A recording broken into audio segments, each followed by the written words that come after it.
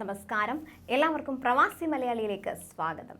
പെരുന്നാൾ കുടുംബത്തോടൊപ്പം ആഘോഷിക്കാൻ പ്രവാസികളെല്ലാം നാട്ടിലേക്കുള്ള പാച്ചിലിലാണ്.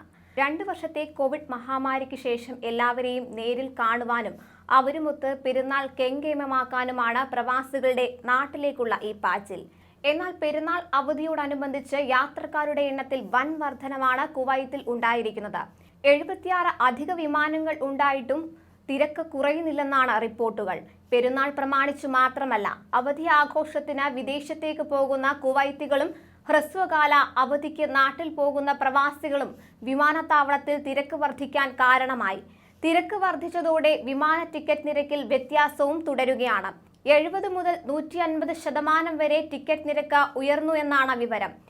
UK, UAE, തുർക്കി, Egypt, Azerbaijan, France, Germany, Oman, Greece എന്നിവയാണ് കുവൈത്തികൾ കൂടുതലായി പോകുന്ന സ്ഥലങ്ങൾ. ഏപ്രിൽ 28-നും മെയ് 7-നും ഇടയ്ക്ക് 3.5 ലക്ഷത്തിലേറെ ആളുകളാണ് കുവൈറ്റ് വിമാനത്താവളം വഴി യാത്ര ചെയ്യുന്നത്. കഴിഞ്ഞ ദിവസങ്ങളിൽ യാത്രക്കാരുടെ കുത്തൊഴുക്ക് മൂലം വിമാനത്താവളത്തിൽ തിരക്ക് അനുഭവപ്പെട്ടു. 2800 വിമാനങ്ങളാണ് അവധി ദിവസങ്ങളിൽ ഷെഡ്യൂൾ ചെയ്തിട്ടുള്ളത്. യാത്രക്കാരുടെ വർധനവ് മുന്നിൽ കണ്ട ആവശ്യമായ ക്രമീകരണങ്ങൾ വിമാനത്താവളത്തിൽ ഏർപ്പെടുത്തിയിട്ടുമുണ്ട്.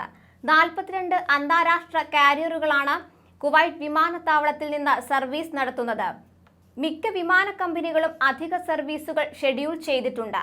എന്നിട്ടാണ് ഇത്രയും തിരക്ക് അനുഭവപ്പെടുന്നത്. സിവിൽ സർവീസ് കമ്മീഷൻ ചെറിയ പെരുന്നാളിന് തുടർച്ചയായ 9 ദിവസത്തെ അവധി പ്രഖ്യാപിച്ചതോടെയാണ് വിമാന ടിക്കറ്റ് ബുക്ക് ചെയ്യുന്നവരുടെ എണ്ണം വർദ്ധിച്ചത്.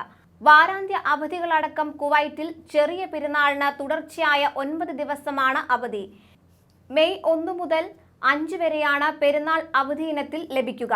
ചെറിയ പെരുന്നാളിന്റെ നിശ്ചിത അവധിക്ക് മുൻപും ശേഷവും വരുന്ന വാരാന്ത്യ അവധി ദിനങ്ങൾ കൂടി കൂട്ടിയാണ് തുടർച്ചയായി 9 ദിവസം അവധി ലഭിക്കുന്നത്.